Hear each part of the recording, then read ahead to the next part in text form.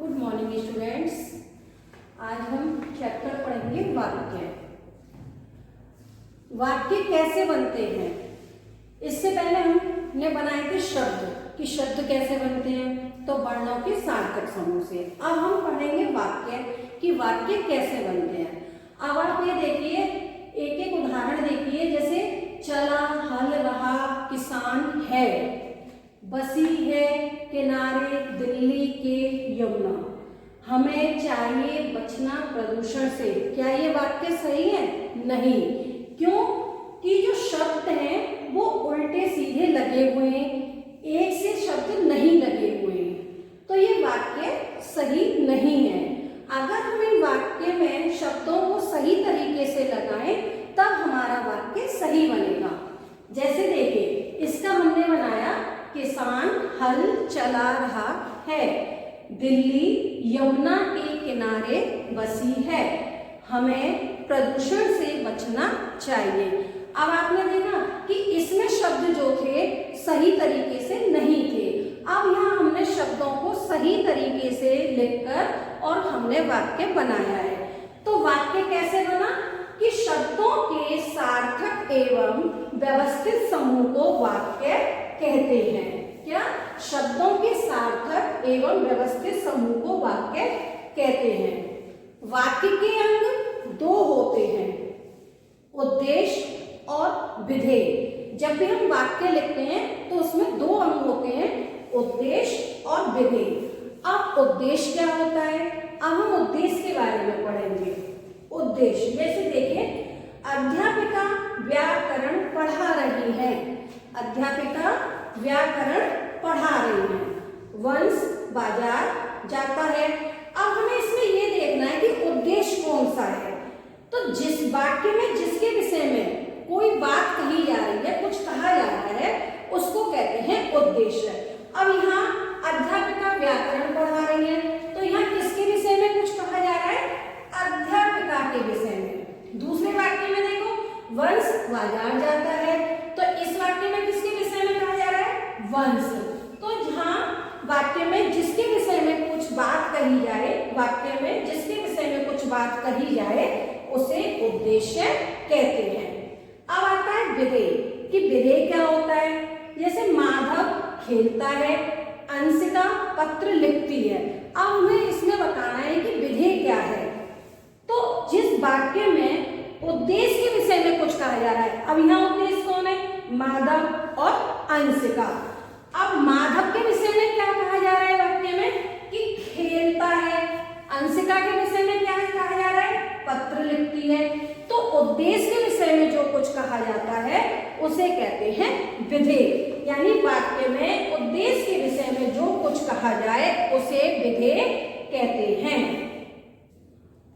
अब उद्देश्य और विधेय के बाद में आता है वाक्य के प्रकार कि वाक्य के प्रकारों का वर्गीकरण कितने आधार पर किया जाता है। तो वाक्य का वर्गीकरण दो आधार पर किया जाता है, अर्थ के आधार पर और रचना के आधार पर। अब अर्थ के आधार पर जो वाक्य होते हैं वो 8 प्रकार के होते हैं और रचना के आधार पर वाक्य 3 प्रकार के होते हैं। अर्थ के आधार पर वाक्य 8 प्रकार के होते हैं। सबसे पहला विधानवाचक वाक्य। विधानवाचक वाक्य में किसी कार्य का होना स्वाभाविक होता है। जैसे चीनी मीठी है, हम सब जानते हैं कि चीनी मीठी होती है क्योंकि ये स्वाभाविक है। पृथ्वी गोल है, ये भी हमको पता है कि पृथ्वी गोल है, तो ये स्वाभाविक है। तो किसी काम का होना स्वाभाविक रूप से, इसको कहते हैं विधानवाचक वाक्य।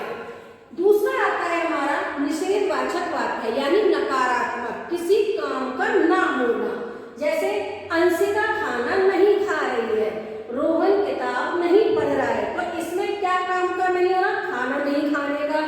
से दूसरे में किताब नहीं पढ़ने का, इसलिए इसको कहते हैं निषेधवाचक वाक्य।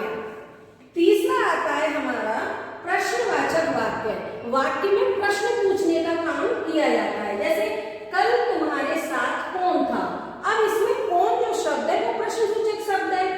क्या तुम्हारे पिताजी अध्यापक हैं? इस वाक्य में क्या है? क्या हमारा प्रश्नवाचक शब्द है। तो यहाँ प्रश्न पूछने का काम होता है, उसको कहते हैं प्रश्नवाचक वाक्य। वाक्य और बाकी के अंत में हम प्रश्नसूचक चिन्ह लगा देते हैं।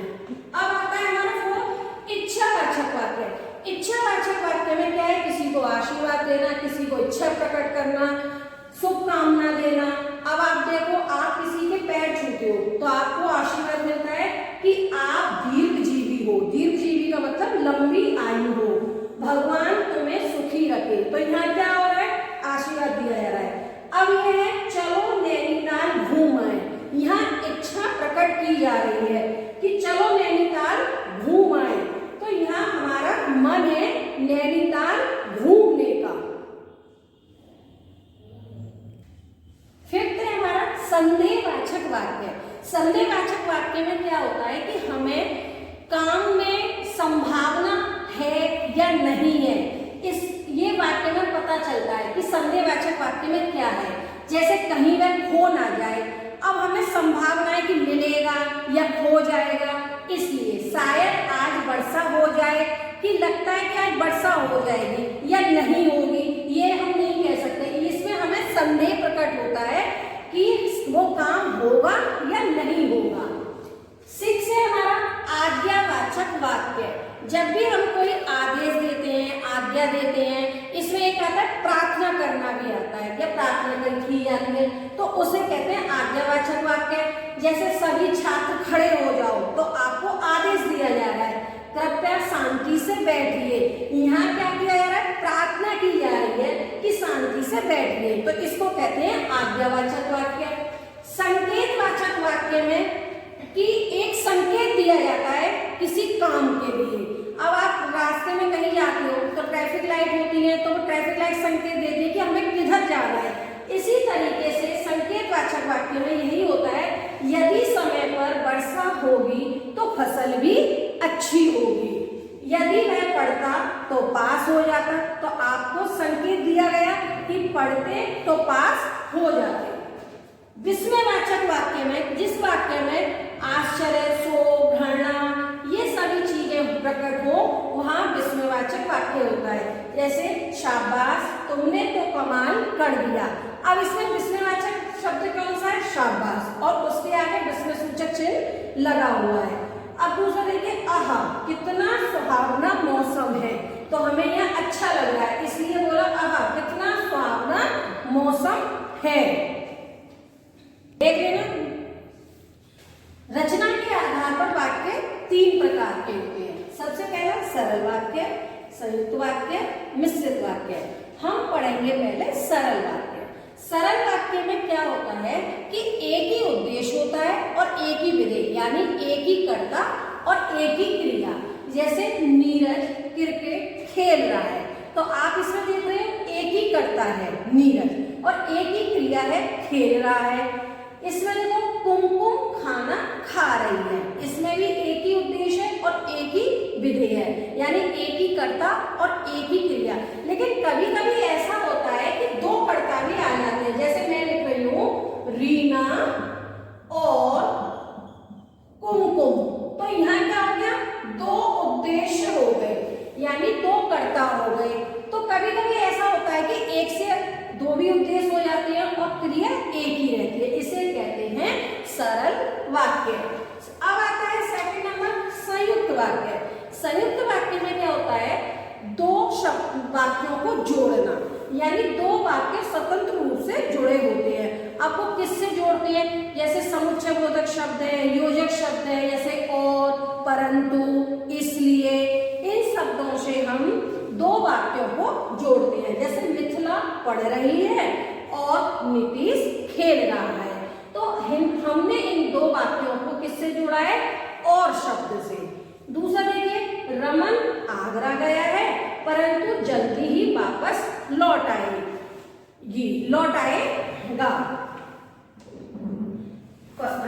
रमन आगरा गया है परंतु जल्दी ही वापस लौट आएगा। तो इसमें 2 वाक्य हैं, रमन आगरा गया है, जल्दी ही वापस लौट आएगा। अब हमने इन 2 वाक्यों को परंतु शब्द से जोड़ा है, तो 2 वाक्यों को जोड़ना ही हमारा संयुक्त वाक्य कहलाता है। मिश्रित वाक्य, मिश्रित वाक्य में एक वाक्य से अधिक वाक्य भी हो सकते हैं और उनको जोड़ना ही हमारा, जैसे तुम कह रहे थे कि परीक्षा की तिथि बदल गई है। अब इसमें पहला वाक्य है तुम कह रहे थे, फिर है कि परीक्षा की तिथि बदल गई है। जो प्रथम वाक्य जो है वो है प्रधान उपवाक्य और दूसरा है हमारा आश्रित उपवाक्य, यानी दूसरा उपवाक्य जो है वो प्रधान उपवाक्य पर आश्रित है कि यही इस पर निर्भर रहता है कि तब तक ये नहीं होगा तब तक दूसरा वाक्य का काम नहीं होगा। जैसे ही घंटी बजी वैसे ही बच्चे भाग गए।